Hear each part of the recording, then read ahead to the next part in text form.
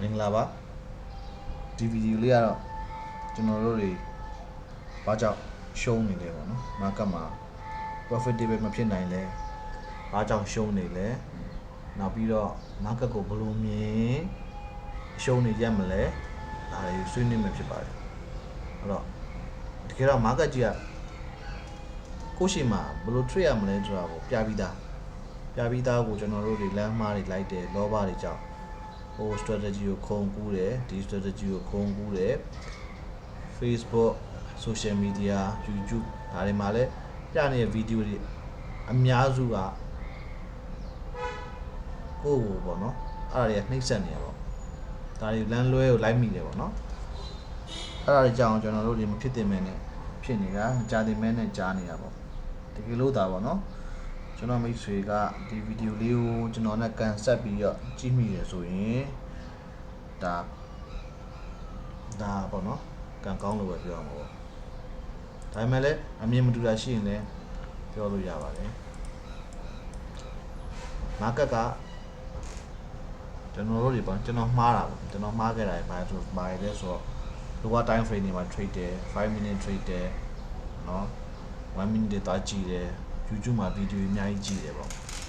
အဲ့ဒီမှာရှုံနေပေါ့တကယ်တမ်းကျတော့ market ဒီကိုနဲ့ဘာမှသူကဘယ်လိုလုပ်ရမလဲဆိုတော့တခါလေးပြပြီးသားဒီမှာကြည့် price ဒီနော်ဆင်းမယ်ဆိုရင်ဘယ်လိုဆင်းလဲ liquidity ကိုယူပြီးတော့မှနော်ဒီ daily ရဲ့ high and low တွေကိုယူပြီးတော့မှဆင်းတာဟုတ်လားအခုဒီမှာကြည့်ဒီနေရာမှာကျွန်တော်လည်းညင်းမယ်တော့မထင်ပါဘူးဒီမှာ market ဒီဘယ်လိုပဲကြည့်အဆင်းပေါ့နော်အဆင်း market ဖြစ်နေအဆင်း market ဖြစ်နေမယ်ဆိုကြည့်ကျွန်တော်တို့ဒီမှာတတုံးပြီးတတုံးလိုက်ကြည့်လိုက်အောင် market ဒီတတုံးဒီကန်ထဲမှာတက်တယ်ဆင်းတယ်တက်တယ်နောက်ဆုံးဘာဖြစ်လဲနောက်ဆုံးသူမဆင်းခင်မှာဘာလုပ်လဲဆိုရင် liquidity တွေကိုလာယူတယ်ဒီမှာဆိုရင် liquidity ယူရလေးကိုမြင်ရ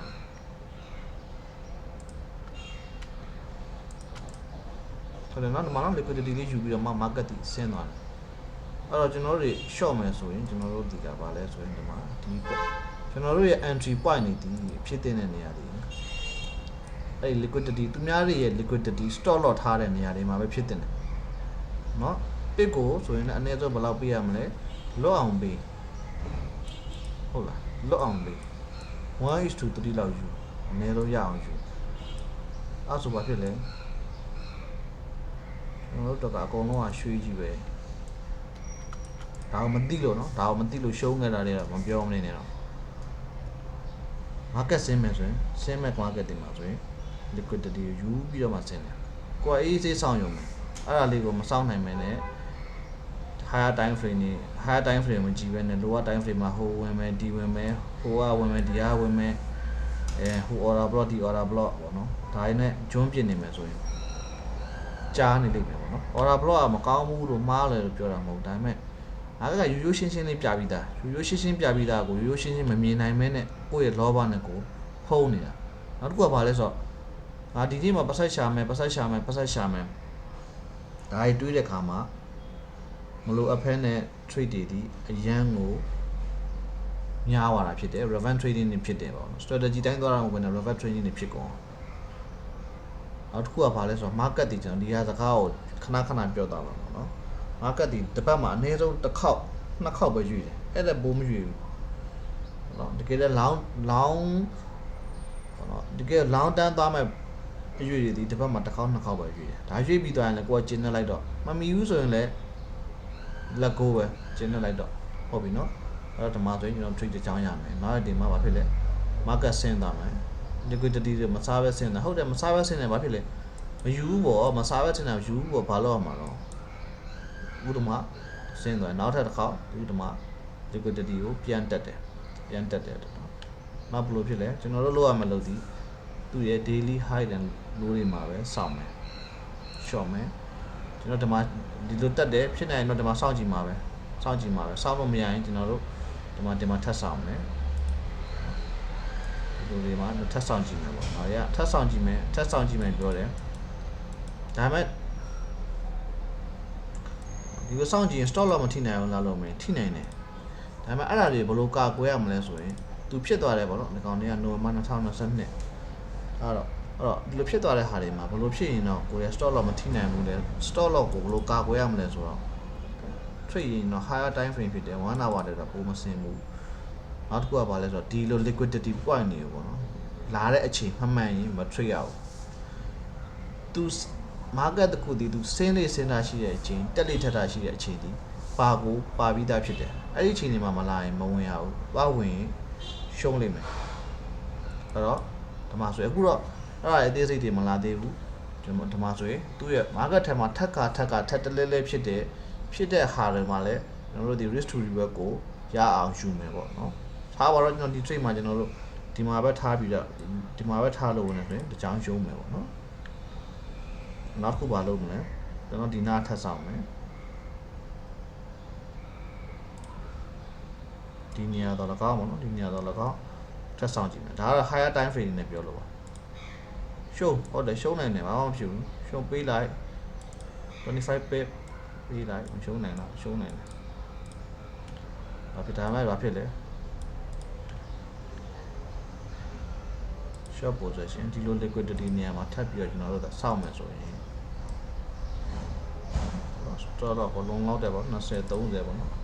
ထားပြီးတော့ပေးခဲ့မယ်ဆိုရင်ကျွန်တော်တို့တွေဘာဖြစ်မလဲရတယ်ပေါ့နော် risk to reward ဘယ်လောက်ရလဲ2ရက်မှာ risk to reward 1:6 တောင်ရစစ်ဒီမှာထားပြီးတော့1:4 5ဆိုရင်ကျွန်တော်တို့ဒီ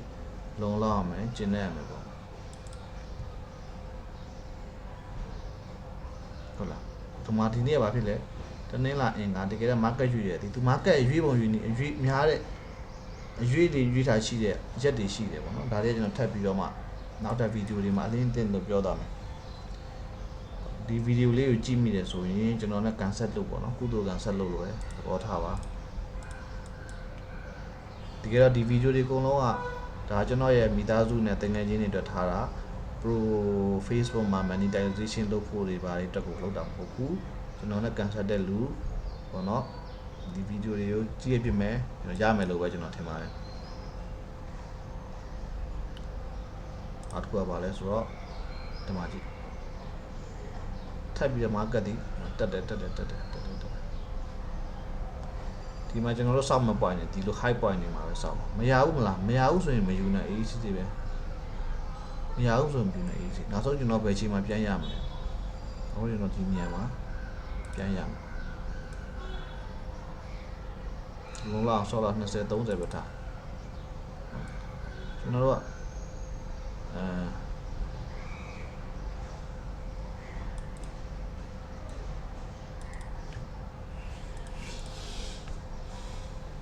market ဒီဒါ market ကျွန်တော်ပြောနေတာ market တစ်ခုဒီသူ့ရဲ့သွားတာရှိတဲ့ pattern တွေပဲအမြဲတမ်းဒီဟာတွေပဲထပ်လဲဖြစ်နေကျွန်တော်တခုပြတာ Euro USD ဆိုရင် Euro USD ပဲရတစ်ခုတည်းပဲဒီလိုရွေးတာမဟုတ်တခြားပဲရတယ်ဒီလိုပဲရွေးတာအဲ့တော့ဒီပဲရမှာကို့မှာ chance မရှိဘူးဆိုရင်မ trade နဲ့အေးစစ်စစ်နေနောက်ပဲရရောက်တယ်ဆိုရင်နောက်ပဲရထပ်ပြီးတော့ call လာလိမ့်မှာပဲเนาะအဲ့တော့ဒီမှာ market ကြီးဆင်းလာတယ်ကိုဆင်းလာတာသိနေပြီပဲဆင်းလာသိကျွန်တော်စောင့်မယ်လေဒီကနေပြီးတော့ဘာဖြစ်လဲဒီမှာဆိုရင်ကျွန်တော်တို့ဒီမှာ liquidity ကိုတမတက်ယူတယ်လာပြီးတော့ဒီမှာသူလာယူတယ်ဒီလိုနေရာမှာကျွန်တော်တို့ရတယ်ရက်ကိုလည်းကြည့်မယ်လို့သူအင်္ဂါဗုဒ္ဓဦးကြ Euro USD က trade မယ်ဆိုရင်အင်္ဂါနေ့ဗုဒ္ဓဦးလက်ကစပြီးတကယ်တမ်းကျွန်တော် trade နဲ့တွေ့ကြုံရဆိုရင်တော့ဗုဒ္ဓဦးလောက်မှပဲစတာပေါ့နော်ဗုဒ္ဓဦးလောက်မှတကယ် market ကအရွေးတွေမှန်တာဗုဒ္ဓဦးကြာတာပြီးတောက်ကြအဲ့ချိန်မှရွှေ့တာတနေ့လိုက်ငါတိတ်တော့မသေးကြဘူးမရွေးဘူးတော့မဟုတ်ရွှေ့တယ်ဒါသူ့ရဲ့ပဲရရဲ့သဘောတဘာဝတွေပေါ့နော်အများကြီးတက်ဆိုင်တယ်ပေါ့နော်ဒီမှာဒါဆိုရင်ကျွန်တော်တို့ဘာဖြစ်လဲဒီပဲရကိုကျွန်တော်ဒီဘက်ကဒီ investment ဒီကျွန်တော်တို့ target ထားလို့ရတယ်ဆိုရင် 1:5 ဘလို့ဖြစ်ရတယ်စိတ်ရှည်လက်ရှည်နဲ့တီးခံမှုနဲ့တစ်ပတ်မှာတစ်ကြိမ်နှစ်ကြိမ်ပဲ trade မယ်ဆိုရယ်စိတ်ကိုထားတယ်ဆိုရင်ကျွန်တော်တို့ရဲ့ trade entry ရပါတယ်နော်ဒီမှာဆိုလည်းဒီတိုင်းဒီမှာဆိုလည်းကျွန်တော်ဒီဟာလေးခဏထားလိုက်ဒီဘက်မှာ liquidity နဲ့ကို2ရက်စာကျန်ခဲ့တယ်ကျန်ခဲ့ liquidity ကိုသူအချိန်အတိုင်းအတာတစ်ခုပေါ့ဗျာအချိန်အတိုင်းအတာတစ်ခုမှာသူလာပြီးယူမယ်ယူပြီးပြီဆိုရင်ကျွန်တော်လာယူတဲ့အချိန်မှာကျွန်တော်တို့လည်းဒီဒါတွေဒီကျွန်တော်တို့ရပါတယ်အများကြီးခက်မပါဘူး stop loss တွေတော့လောက်ကတော့ stop loss ကိုလွတ်အောင်ပေးရမှာလို့ကျွန်တော်တို့မှာရှိတယ်ဒါကျွန်တော်တို့အလုပ် stop loss ကိုလွတ်အောင်ပေးရတာကိုအလုပ်ကျွန်တော် market ကသူ့အတူလုပ်သွားလိမ့်မယ်နော် 1:4 ပြေးမလို့ဘူး 1:4 1:5 တော်ရောဗျာ 1:4ဆိုပမာဏတွေရန်ကိုပေါ့နော်ရေရှည်မှာပုံမှန်လုပ်နိုင်ပုံမှန်သာ trade မယ်ဆိုရင်လုံလောက်တဲ့ကိုလိုချင်တဲ့ပတ်သက်ပေါ့နော်ကိုလိုကိုမှကိုယ့်ရဲ့ capital နဲ့ကိုယ့်ရဲ့ပတ်သက်နဲ့ထိုက်တဲ့လောက်တော့ရမှာပဲဟုတ်ပြီနောက်ဒီမှာဆိုရင်ဒီမှာဆိုတော့ဒီတိုင်းမှာ market ဆင်းနဲ့ Euro USD ဒီနောက်ဆုံးမှာဒီမှာဒီ liquidity ထိပ်ကိုရောက်တဲ့ခါကျတော့ပြန်လာပြီးယူတယ်ထူးသဖြင့်အဓိကတော့စောင့်မှုပါပဲစောင့်နိုင်မှုပါ liquidity ကိုလုံလောက်ပေးရမယ် stock loss မနှမျောရဘူးပေးတင်လောက်တဲ့ပေးထိုက်တဲ့ stock loss ကိုပေးရတယ်ပေါ့ပေးပြီး trade မယ်ဆိုရင်ကျွန်တော်တို့ဒီ 1:2 ဘလောက်ယူမလဲ 1:45 1:5ဆို maximum အဲ့လောက်ပဲယူအများကြီးယူလို့လည်းမကောင်းဘူးပြီးရင်ဟိုအများကြီးယူရင် stock loss ထိပြီးတော့မလွတ်တာဖြစ်သွားတယ်ပေါ့နော်ပြန်ကန်တက်တိုင်းနဲ့ကြုံရှုံးနိုင်တယ်အဲ့တော့ကိုယ့်ဘက်က identify လုပ်ရမှာ trend ဘယ်ကိုသွားနေလဲ down trend ကိုသွားနေရလား up trend ကိုသွားနေရလားမသိဘူးလို့လဲ down trend ဆိုရင်ဒီ candle ကြီးကိုကြည့်ပြီးတော့เนาะဒီ candle ကြီးဖြူလို့လိုက်ပြီးတော့ဒီဟာတွေမှာဝယ်မယ်တော့မလုပ်ပါနဲ့ပေါ့နော်ဝယ်မယ်တော့မလုပ်ပါနဲ့ဝယ်တာတွေတော့ဝယ်လို့ရတယ်ဒါပေမဲ့မလုပ်နဲ့ကို flow လေးနဲ့ကို ACC ပဲလုပ်လို့ရတယ်ဒီမှာဆိုရင်လည်းပေါ့နော်အကြမ်းမြင့်ဥပမာပြတာပေါ့ရတယ်လို့ပဲပြောတာမလုပ်ဖို့တော့ကျွန်တော်မတိုက်တွန်းဘူးကျွန်တော်လည်းမလုပ်ဘူး